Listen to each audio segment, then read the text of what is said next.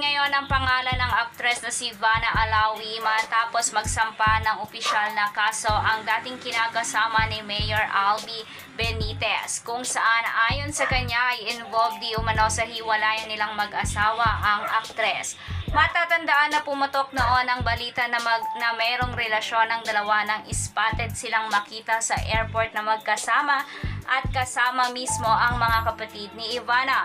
Ngunit matatandaan din na nilinaw noon ni Ivana na walang namamagitan sa kanila ng politician. There oppose an issue involving my name. I tried to stay quiet at dumedma na lang dahil sa paniniwala ko na hindi ako dapat magsalita, lalo na kapag alam kong wala akong ginagawang masama. But because of the false accusation and hurtful words that are being thrown to my mom and Mona, kinailangan ko nang linawin ang mga bagay. This will be the first and the last time na magsasalita ako tungkol dito. Hindi po ako ang nagsasabing girlfriend ni Mayor Albi Benitez. I met him when I had to work in Bacolod. He was very accommodating and friendly at hindi lang siya ang politikong nakilala ko at naging kaibigan. I'm currently seeing someone who makes me happy. All I can say is that he is respectable businessman and not a politician. Sana it's helped clear my name and clarify all rumors. Salamat! At ngayon gabi nga ay muling umingay ang pangalan ni Ivana Alawi matapos opisyal na magsampa ng kaso si Mrs. Benitez. Ngunit si Sian Gasa ay dinipensahan ang aktres dahil ayon sa kanya may tagal ng araw na hiwalay ang mag-asawa at bakit dinadawit pa ang pangalan ni Ivana. Narito ang buong detalye. Anong oras ito papanoorin, no? But, yes, mabuhay po kayong lahat. My name is Sian Gaza. Not Michael Cinco.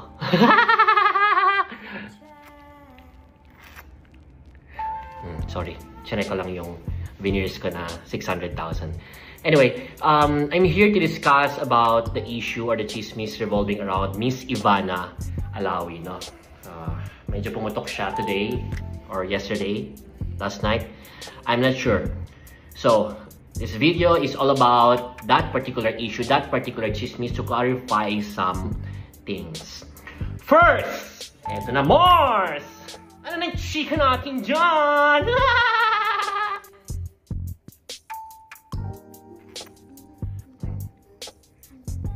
Remove ko na yung salamin ko. Ang dilim, no? Hirap pala chumismis kapag naka-shades.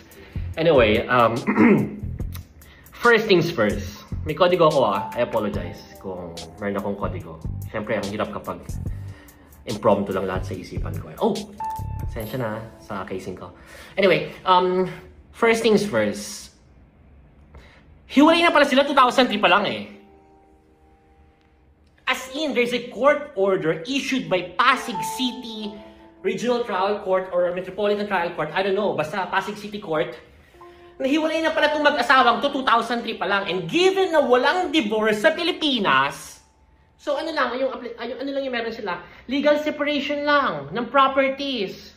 Nawala na yung conjugal blah blah blah. After 11 years of marriage, kinasal sila 1992. The court order of legal separation was issued 2003. So after 11 years of their marriage, tapos na, finish na. Simula na 2003, wala na, we are legally separated. Yung kikitain mo, kita mo na yan. Yung kikitain nyo, kikirain ko na yan. Alright? Tapos itong mga property, itong bilyones na meron tayo right now, papartihin natin ito ng maayos, given by the power of the korte. So bottom line, ang hindi ko maunawaan, no, hindi maarot ng aking isipan, bakit mo isasabit si Miss Ivana Alawi dyan sa kasuhan ninyong mag-asawa? Technically mag-asawa, kasi hindi pa sila annulled. Alright? Ngayon, nag-file ng annulment si lalaki, kaya lumalaban ngayon si babae. Na ipinaglalaban niya na, naku, maraming babae yan, hindi yan faithful, may mga ganito yan, mistress yan, blah blah blah blah blah blah. Nakabuntis pa nga yan ng 2 babae. Illegitimate child, 2. And all throughout the 21 years, napakaraming naging babae ni Mr. Ang hindi ko maintindihan after 2 dekada, bakit mo igigit-git or iipitin or atakihin or babanatan or isasama sa kaso yung isang babae na 6 years old pa lamang nung naghiwalay kayo.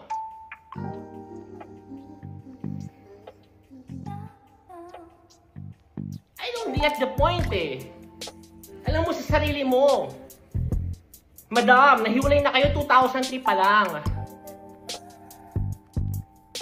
So, hindi natin alam kung ano talaga namamagitan dito kay Miss Ivana Alawi at dito sa Mister. Sabi nga nila, walang usok kung walang apoy. At dahil merong usok, merong apoy. So whatever it is, ang bottom line dito, 2003 pa lang kayo hiwalay, bakit mo kinakaladkad yung pangalan ni Ivana? Labo mo, madam. Diba? Nakabuntis nga, ikaw na mismo nagsabi. Sa petition na final mo dun sa affidavit mo or whatsoever you call it eh. Na nakabuntis yung asawa mo ng 2 babae, meron siyang 2 illegitimate child. Dun pa lang sa puntong yun, alam mo sa sarili mo na matagal na itong may mga kinakasama. So bakit mo kakalkarin yung pangalan ni Ivana? Kasi sikat siya? Anong strategy mo? What's your game plan here? Na mas papanigan ka ng korte? Kasi merong isang sobrang laking pangalan na tao with 34 million followers.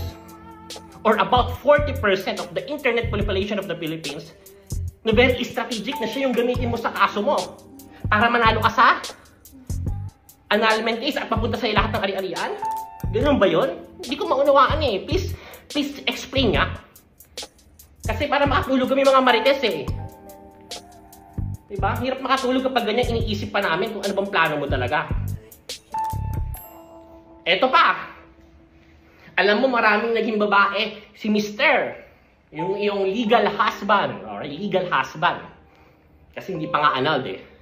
Including, sino pa? Yun na, yung in-upload ko, si Angelica sa Casian Santos. Diba? Ang dami. All throughout for the last 21 years eh. Mga iba pang mga artista, model, ang tatanda na ngayon, 40 plus years old na ngayon, 35 years old na 45 years old na ngayon eh. Pero hindi mo sinabit sa case, puro iba na. Labo. Ito ba malupit dyan, madam, no?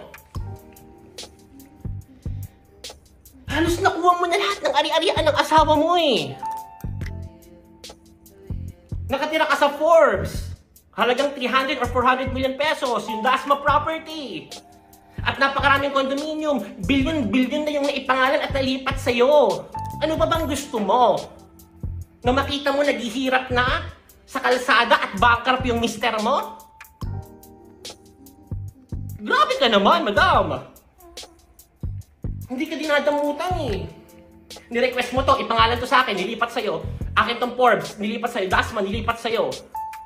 O itong mga kondong to, nilipat sa'yo. Pinangalan na sa'yo lahat para lang sa ikakatahimik na yung puso kasi gusto na rin matahimik ng mister mo at makamove forward sa buhay niya.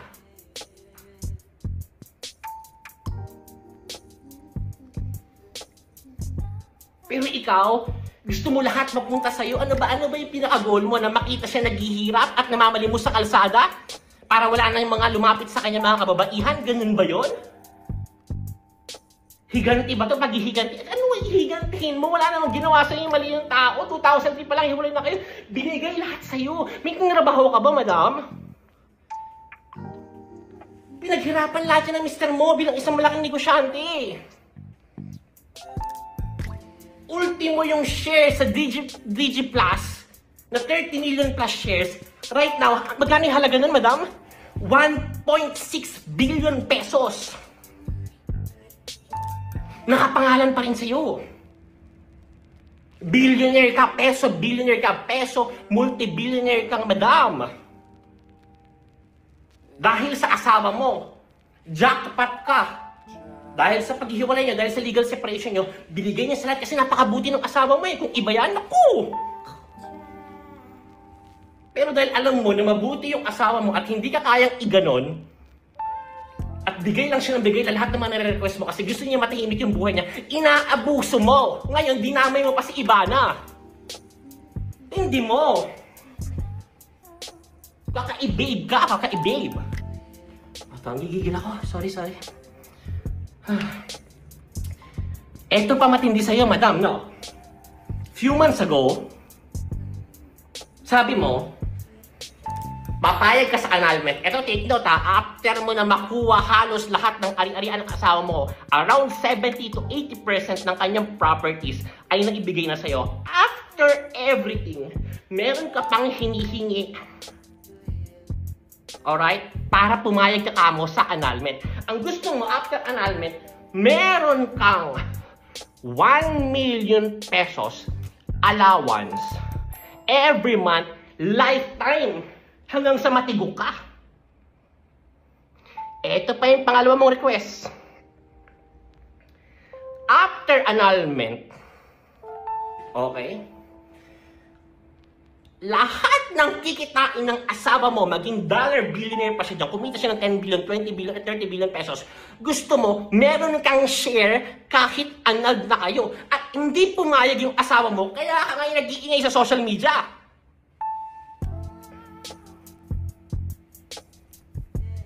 Kaya mo sila dinidikdik. Dahil hindi pumayag ang asawa mo, lahat ng galit mo, binabaling mo dito kay Ivana. Bakit? Ano bang meron talaga kay Ivana sa mister mo? Ikaw lang nakakaalam noon. Ano ba? Bakit ba? Bakit sa dami-dami after 21 years, ngayon ka lang nagkakaganyan? Kasi hindi mo matanggap na after 21 years, ngayon lang siya nag-file for the first time ng annulment? At sinisisi mo si Ivana? Ganun ba yun? So anong gusto mo mangyari? Maghirap sila sa kangkungan? Itagal nyo ng hiwalay eh. Nakuha mo na nga lahat eh. Ano pa ba? Ano pa? Ano pa? Diba ang goal nga ng mga ganito naghahabol ng asawa is makuha yung mga properties, makuha yung yaman, makuha yung share nila. More than 50% pa nakuha mo. So nakuha mo na ngayon. Nagre-request ka pa ng 1 million allowance per month, lifetime, at share sa lahat na nakikita ng asawa mo habang buhay kahit annulled na kayo. Yun ba? Dahil doon kaya ka nag-iingay-ingay ngayon, madam? Grabe ka naman! Hindi mo? Masaya ka ba dyan? Sa ganyang klaseng buhay? Na puro korte, puro paghahabol? Puro pera, puro properties? I'm asking you right now. Happy ka ng ganyan? Nakapaghiganti ka na eh, nakuha mo na nga lahat eh. Okay na, may revenge ka na. Nakuha mo na yung mga yaman, yung properties and everything. So ano pa? Happy ka ba ngayon? Sana happy ka, madam. I'm praying for you. Nanahimik yung tao. Dinadamay mo, sinisira mo yung imahe, kinakaladkad mo, palibasa siya yung pinakasikat. Gagamitin mo sa kaso para mabwisit mo yung asawa mo dahil, bakit ba? Meron ba siyang concern doon sa tao? Ganun ba yun? Kaya dinidikdik mo si Ivana?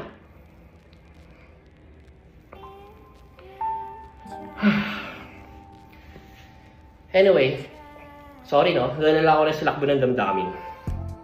Base sa kodigo ko, hindi ko na pala na-check yung kodigo ko pero nasabi ko na lahat dahil lang naging emotional ako, no? I'll be straightforward sa lahat ng mga kapanood nito. I'm doing this video kasi somehow acquaintance kami ni Ivana. Nasabi ko somehow tropa, pero hindi naman kami ganun ka-close eh. Ang ayaw ko lang, naagrabyado yung kakilala or kaibigan or tropa ko kapag alam kong nasa tama sila. Yun yung pinakaayaw ko sa lahat. Ganito akong tropa, ganito akong kaibigan. Ganito ako maging kakilala.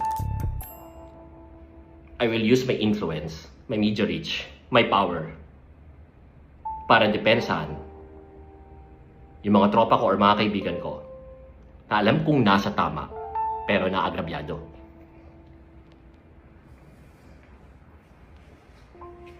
Hindi ko kilala yung lalaki. Sa totoo lang eh. Never, hindi pa kami nagkaka-contact, never. So kung meron silang issues at hindi sinabi dito si Ivana, hindi niyo ko makikita dito na may depensa or nag-upload ng video or nag-upload ng mga different posts. Ang akin lang, madam, with all due respect, huwag mo palaspasin sa publiko na si Ivana yung dahilan kung bakit nasira yung pamilya ninyo. I don't know the real reason kung bakit kayo naghiwalay noong 2003 or 21 or 22 years ago. I don't know if it's infidelity, adultery, concubinage. Labas na kami dun. Ang akin lang, madam, 6 years old pa lang si Ivana nung naghiwalay kayo. So wag niyo siyang i-package ngayon or palabasin sa publiko or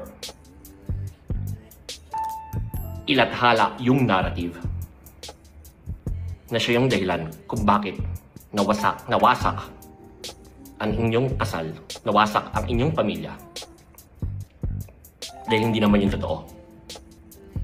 Dahil 6 years old pa lang siya during that time. At kung ano man yung namamagitan sa kanila right now, let's say totoo yun, hindi siya yung dahilan kung bakit kayo naghiwalay.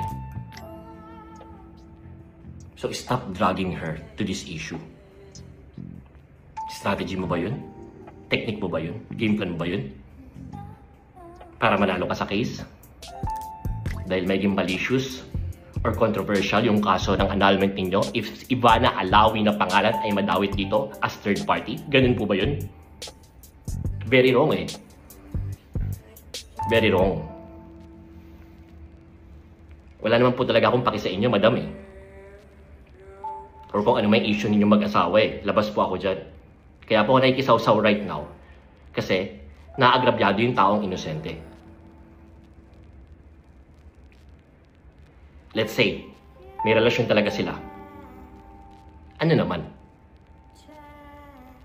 What's wrong? Ang tagal niyo na pong hiwalay. Nagkataon lang, nasa bansa kayo na walang divorce. Kaya ang lakas na loob mo ngayon maghabol. There's a problem with the country without divorce eh. Yung mga kagaya mo na ex-wife ay kaya maghabol sa lahat ng yaman ng asawa niya dahil nga walang diborsyo kahit legally separated na kayo. Ngayon, pinapalabas mo sa iyong narrative, sa kaso, sa affidavit or whatsoever na cheater yung asawa mo, adultery, infidelity or whatsoever para ikaw ay maging agrabyado. At pag ikaw ay agrabyado, makuha mo o masamsam mo yung 100% or whatsoever percentage, majority ng yaman niya. Kahit wala kang inambag dito. Kasi housewife ka lang naman at wala kang trabaho. Sinuwerte ka lang kasi napakasalan mo yung isang tao na from rags to riches, biglang naging bilyonaryo at nakajackpot sa buhay. Ang hindi ko lang maunawaan, after mo makajackpot sa marriage na to, bakit until now, hindi ka makamove at hindi mo siya palayain at hindi mo siya bigyan ng kapayapaan after niyang ibigay na sa'yo lahat-lahat, madam, at dinadrag mo pa ngayon si Ivana Alawi. Sana masaya ka at madala mo sa hukay lahat ng yaman mo na nakuha mo sa asawa mo.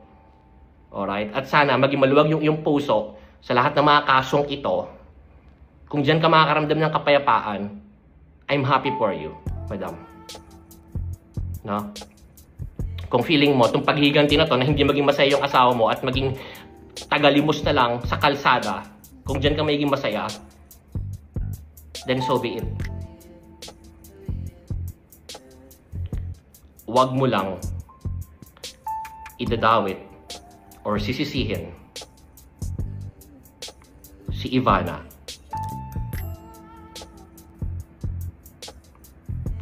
or sisirain sa publiko si Ivana as homewrecker, as someone na sumira ng kasal ninyo dahil hindi yun totoo at alam mo po yan sa sarili mo, madam, with all due respect. God bless you po.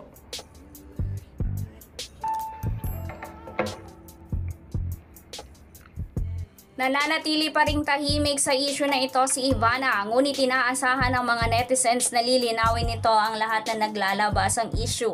Kaya mga kachismis trend, ano ang opinion nyo sa usapin na ito? Comment down below, and if you like this video, please subscribe my YouTube channel and click the notification bell para mas updated ka, kachismis trend. Thank you for watching. Wouldn't be the first time I done it, throwing hundreds when I wouldn't be the first time I done it, throwing